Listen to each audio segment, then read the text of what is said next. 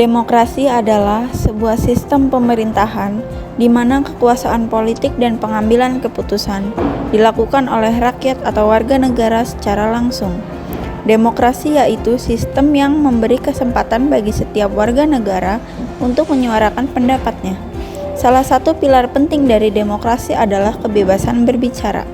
Dalam video ini, kami akan mengajak Anda untuk mendengarkan pandangan dari para guru dan siswa-siswi SMA Negeri 33 Jakarta mengenai pentingnya menghargai kebebasan berbicara sebagai pilar demokrasi. Apabila kita dalam suatu kelompok paling ngomong salah perkataan ataupun ngeblank,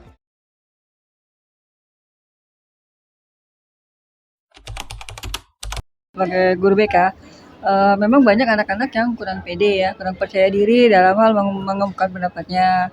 Nah, jadi kita harus bisa belajar dari sendiri, harus bisa belajar sendiri dengan caranya itu bercermin. pendapat Miss biasanya itu ketika ditanya dia malu atau menundukkan wajah atau sulit untuk menjawab pertanyaan terbata-bata seperti itu. Jadi atau langsung terlihat nervous, langsung terlihat gugup. Itu pertama, untuk menimbulkan rasa percaya diri kita harus introspeksi diri dulu.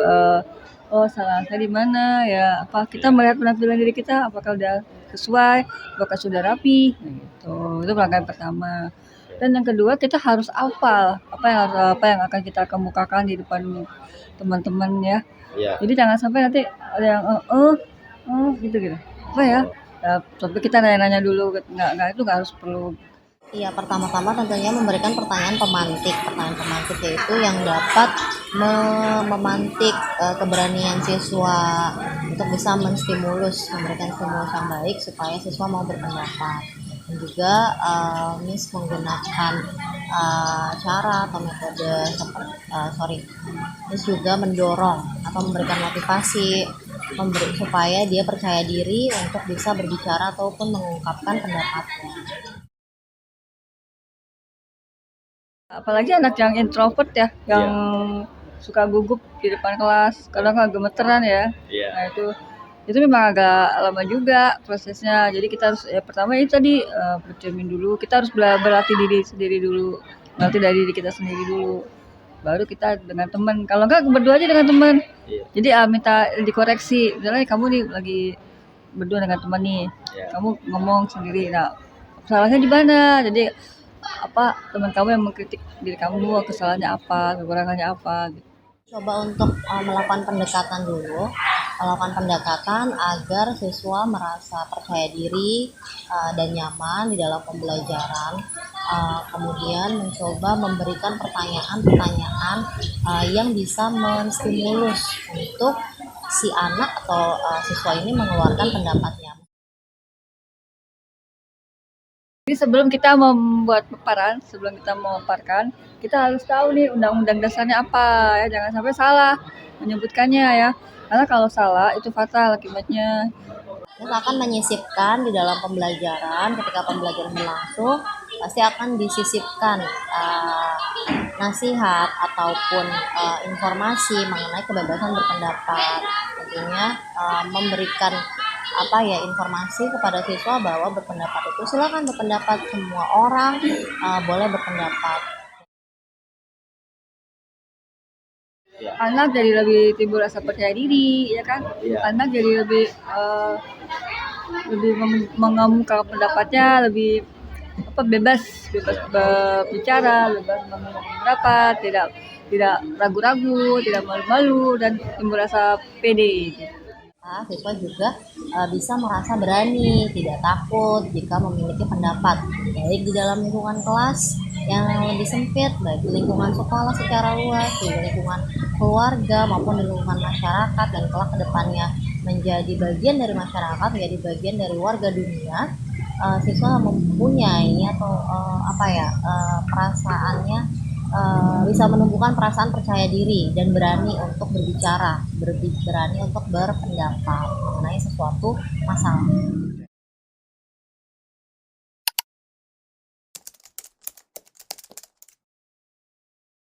Pastinya sangat penting karena kebebasan dalam berbicara atau hak berbicara itu perlu diketahui oleh siswa-siswi. Kenapa? Karena apabila kita dalam suatu kelompok sedang bermusyawarah, kita tahu kalau kita punya hak berbicara. Tentunya sangat penting ya untuk mengetahui bagaimana sih kita memiliki hak untuk bersuara. Karena menurut saya sebagai siswa-siswi atau sebagai pelajar itu pastinya adalah tahap pertama untuk kita menyuarakan pendapat kita di lingkungan terkecil, yaitu di sekolah. Seperti itu. Yang pasti yang pertama bangga, rasa bangga itu pasti ada karena wah udah punya kesempatan untuk melakukan hal tersebut, jadi udah pasti bangga yang pertama ya. Lalu yang kedua itu kalau apa yang dirasakan pasti gugup, apalagi pertama kali dan tidak tahu bagaimana caranya dulu tuh ya. Kalau saya sendiri pastinya saya masih sering grogi dan juga takut ya kalau misalnya apalagi setiap kali ngomong salah perkataan ataupun ngeblank. Tapi ya pastinya itu bisa diatasi dengan baik sih. Nah, saya alami gitu yang dampaknya itu merasa tidak dihargai seperti itu ya tadi pertanyaannya ya. Salah satunya itu saat kita berbicara di depan umum atau di ruang lingkup kelas misalnya, disuruh presentasi sama bu guru pak guru. Terus tiba-tiba kita sedang memaparkan, mungkin pemaparan kita juga nggak jelas, kurang jelas, tapi teman-teman itu bukannya bertanya malah sibuk sendiri. Itu sih yang bikin kayak waduh, ini udah pede-pede nih, tolong diperhatiin dong. Atau kita pro yang lainnya kontra. Jadi menurut saya hal-hal seperti itu tuh yang membuat saya untuk kayaknya takut deh, kayaknya males deh buat menyampaikan pendapat. Takutnya dipandangnya berbeda nih, takutnya malah terkesannya kayak nggak kayak gitu pemikirannya. Itu sih hal-hal yang bikin kita buat takut ya menyampaikan pendapat. Kita baca dari artikel apa yang mau kita sampaikan, kita pahami dan kita sebisa mungkin menyampaikan itu dengan bahasa kita sendiri, sehingga yang kita sampaikan itu menurut kita, yang kita sampaikan itu apa yang sudah kita mengerti, sehingga apabila nantinya muncul pertanyaan dari teman-teman atau dari audiens, kita bisa menjawab pertanyaan tersebut karena kita sudah memahami dengan betul materi yang yang akan kita presentasikan. Kita harus percaya diri dengan semua pendapat yang ingin kita sampaikan. Yang kedua itu harus benar-benar tahu pendapat kita, jangan goyah. Kita harus mengerti biar ketika kita menyampaikan pendapat itu tidak ada kesalahpahaman antara kita yang menyampaikan dan mereka ataupun orang lain yang mendengar. Dan yang terakhir itu pastinya kita harus bisa menerima kritik ataupun saran, karena kalau misalnya kita menyampaikan pendapat, kita harus terima nih kalau misalnya pendapat kita berbeda dari orang lain.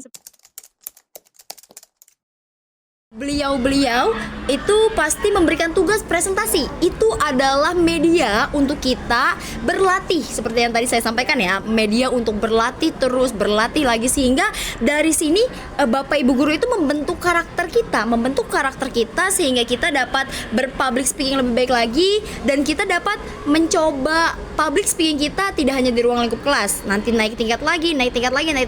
Bapak Ibu guru tuh pastinya memberikan kita suatu sarana untuk menyampaikan pendapat secara baik. Contohnya ketika di kelas ada sesi tanya jawab atau ada sesi diskusi, itulah hal yang mengajarkan kita untuk mencoba untuk berpendapat dan juga tata caranya tuh dijelaskan. Pasal 28E dan F ini adalah menjamin bahwa seluruh individu, seluruh warga negara itu diperbolehkan atau diberikan hak berbicara dan juga hak berkomunikasinya. Seperti itu. Lalu pada pasal 28J juga dijelaskan bahwa hak kebebasan berbicara itu ada batasnya loh, ada peraturannya loh. Jadi tidak boleh asal bicara, tidak boleh berlebihan bicaranya, itu ada. Jadi dijelaskan di situ. Negara Indonesia juga merupakan negara demokrasi ya, yang dimana suara rakyat itu adalah suara utama di negara ini. Dan menurut saya hak kebebasan berpendapat itu juga memang sudah seharusnya dilindungi di dalam Undang-Undang Dasar. Semoga agar ke depannya kita tuh juga bisa menjadi rakyat yang menyampaikan aspirasi dengan baik. Wah, udah pasti banyak banget ya. Banyak banget. Salah satunya itu kita jadi paham bahwa kita ini kalau menyampaikan pendapat itu nggak salah loh. kita menyampaikan apa yang kita rasakan itu nggak salah loh, karena kebanyakan orang itu menyampaikan apa yang dia rasakan, dia ngerasa kayaknya nanti saya salah deh, kayaknya saya kalau berpendapat seperti ini nanti dipandang orang jadi saya salah deh. Sangat amat bermanfaat, seperti contohnya ketika kita mengerti bagaimana cara menyampaikan pendapat dengan baik, itu akan terbawa sampai nanti kita besar. Dan juga ketika kita mengetahui, kita juga pasti akan merasa kita berani dan tidak takut dengan pendapat yang akan kita sampaikan. Jadi menurut saya, untuk seseorang mengerti bahwa hak untuk mereka berpendapat itu sangat baik sih, dan sangat bermanfaat ke depannya.